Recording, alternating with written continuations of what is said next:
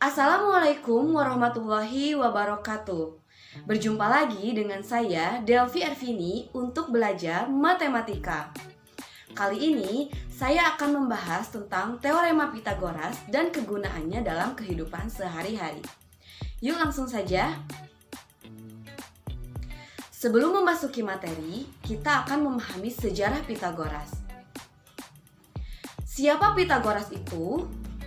For your information, Pitagoras adalah seorang matematikawan dan filsuf Yunani yang lahir tahun 570 sebelum Masehi di Pulau Samos, Yunani. Meskipun dinamai Pitagoras, ternyata bukan Pitagoras loh yang menemukan perhitungan ini. Berdasarkan sejarah sebelumnya, orang-orang di peradaban Babilonia, Mesir, India, bahkan Cina kuno ternyata sudah lebih dulu mengenal hubungan antar sisi dari segitiga siku-siku. Buktinya bisa kita lihat pada tablet yang dimiliki oleh peradaban Babilonia berikut ini. Pada tablet ini, para ahli menemukan banyak kombinasi 3 angka yang memenuhi syarat teorema Pitagoras atau disebut juga dengan triple Pitagoras. Namun, karena Pitagoras adalah orang yang pertama kali membuktikan kebenaran dari perhitungan itu, maka sejak saat itu perhitungannya disebut dengan teorema Pitagoras. Selain untuk menentukan panjang salah satu sisi segitiga yang tidak diketahui, teorema Pitagoras juga digunakan untuk menentukan diagonal persegi atau persegi panjang, serta menentukan panjang diagonal ruang kubus dan balok. Tidak hanya itu, teorema ini juga digunakan dalam berbagai bidang kehidupan, contohnya bidang arsitektur. Coba pikir, bagaimana caranya peradaban kuno bisa membuat bangunan seperti piramida kalau bukan dengan pengetahuan hubungan antar sisi segitiga siku-siku. Bunyi dari dalil atau teorema Pitagoras yaitu sisi miring atau sisi terpanjang dalam segitiga siku-siku sama dengan jumlah kuadrat sisi-sisi siku-sikunya. Kita perhatikan gambar yang ada di video ini. Ada sebuah segitiga, misalkan kita namai yang ini sisi A, yang ini sisi B, dan yang ini sisi C. Kemudian si C ini adalah sisi miringnya, dan A dan B itu merupakan sisi-sisi siku-sikunya. Berdasarkan teorema, sisi miring atau sisi terpanjang dalam segitiga siku-siku itu akan sama dengan jumlah kuadrat dari sisi-sisi siku-sikunya. Maka C kuadrat atau sisi miringnya akan sama dengan A kuadrat ditambah B kuadrat. Nah, untuk menamai sudutnya, sudut yang berada di depan sisi A itu dinamakan sudut A. Kemudian, sudut yang berada di depan sisi B dinamakan sudut B. Dan sudut yang berada di depan sisi C dinamakan sudut C. Dan sisi C atau sisi AB atau sisi miring itu bisa disebut juga dengan hipotenusa. Hipotenusa merupakan nama lain atau sebutan bagi sisi miring. Karena kita sudah menamai sudut-sudutnya, maka rumusnya bisa kita ganti namanya dengan AB kuadrat sama dengan BC kuadrat ditambah AC kuadrat. Mengapa demikian? C kuadrat itu adalah sisi miring sama dengan juga AB kuadrat. Kemudian sisi A itu juga bisa kita namai dengan BC. Dan sisi B itu juga bisa kita namai dengan AC. Selanjutnya, bagaimana jika saya mempunyai segitiga seperti berikut? Ada sebuah segitiga dengan nama-nama sudutnya yaitu K, L, dan M. Sehingga untuk rumus Pitagorasnya akan menjadi LM kuadrat sama dengan KM kuadrat ditambah KL kuadrat. Untuk memahaminya, perhatikan contoh soal berikut ini. Sebuah segitiga PQR dengan panjang PQ yaitu 3 cm dan panjang PR yaitu 4 cm. Tentukan panjang QR. Bagaimana cara mencarinya? Dengan menggunakan teorema Pitagoras untuk mencari QR, maka QR kuadrat akan sama dengan PR kuadrat ditambah PQ kuadrat. Kita substitusikan ke dalam rumus tersebut, sehingga kita dapatkan bahwa QR kuadrat sama dengan 4 kuadrat ditambah 3 kuadrat. Kemudian, hasil dari 4 kuadrat yaitu 16 dan 3 kuadrat adalah 9, sehingga hasilnya adalah 25.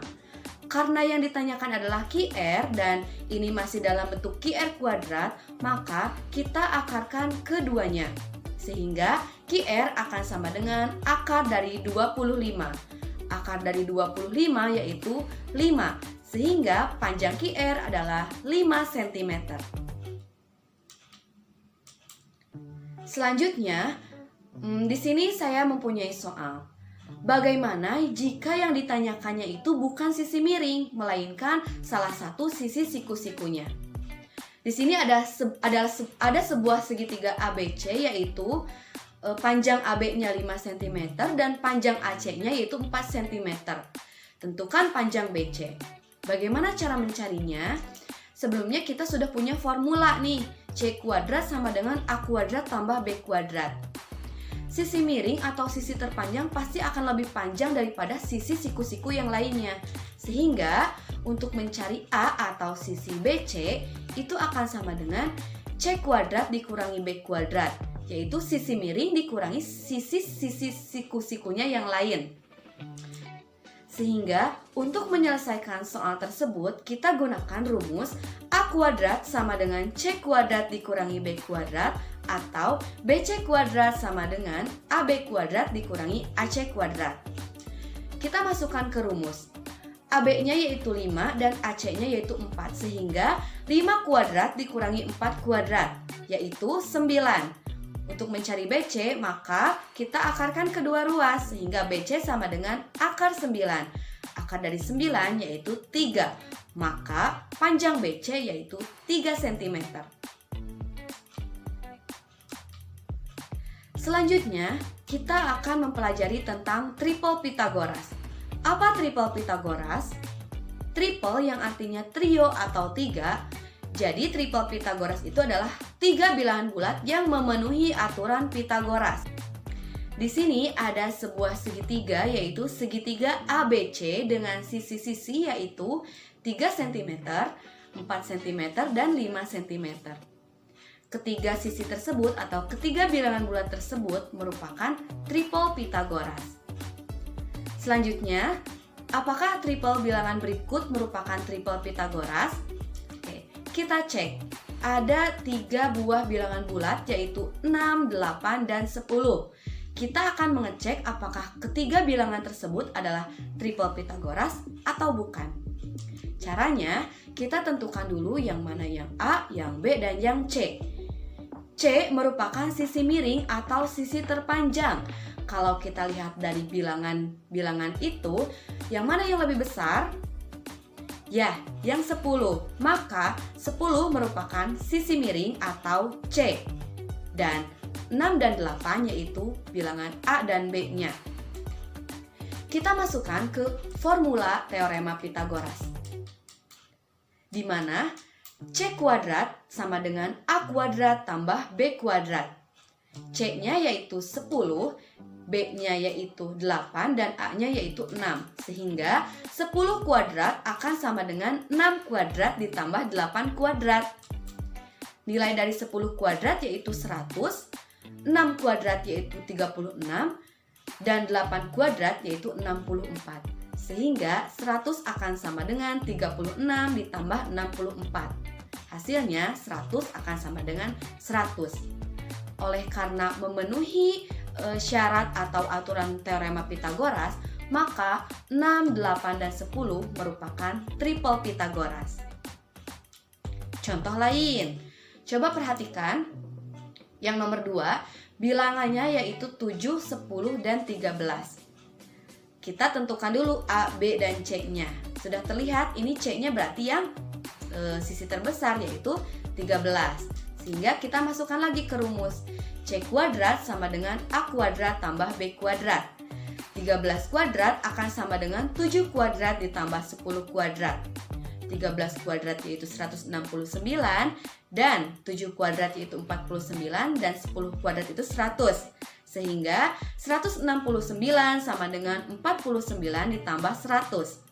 Hasilnya tidak sama dengan 169 tidak sama dengan 149. Maka 7, 10, dan 13 bukan merupakan triple Pythagoras. Mudah bukan? Kemudian jika bukan merupakan triple Pythagoras, lalu segitiga apakah itu? Nah, di sini ada yang dinamakan dengan kebalikan dari teorema Pythagoras.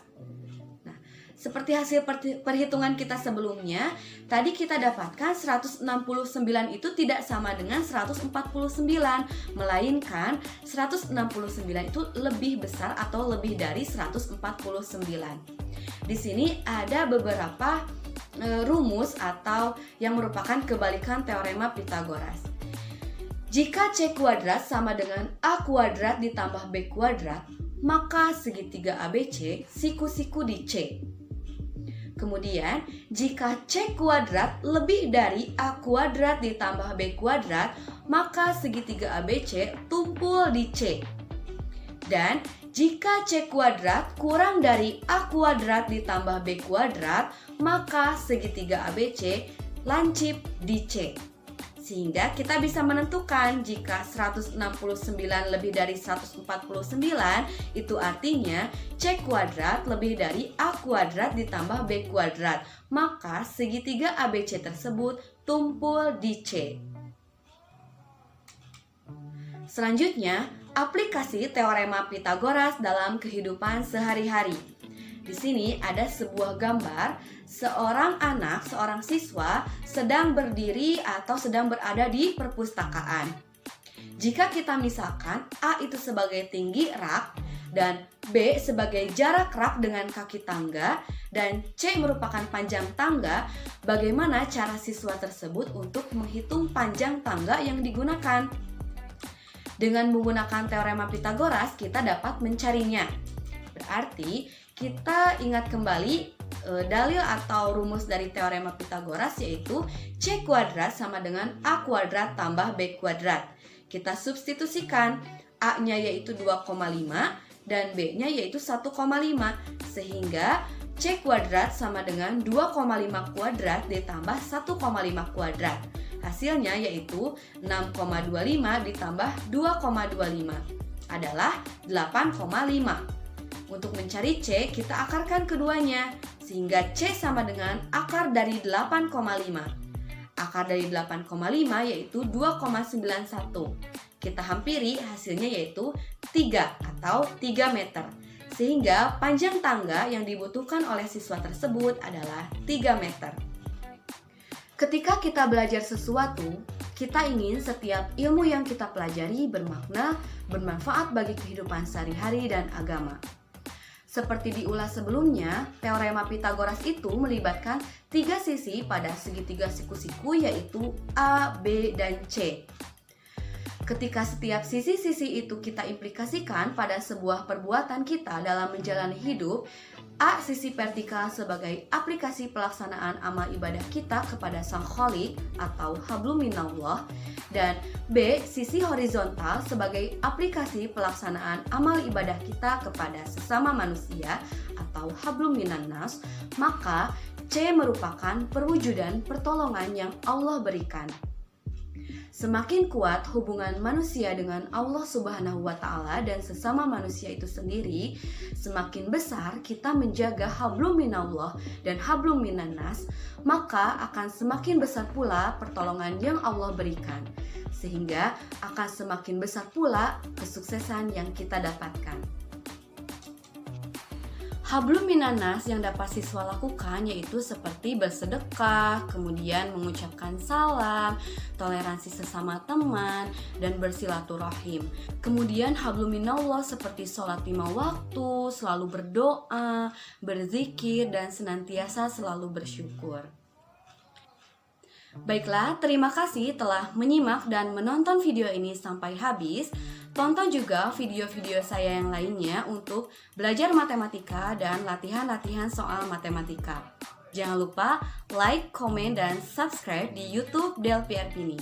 Sekian, terima kasih. Wassalamualaikum warahmatullahi wabarakatuh.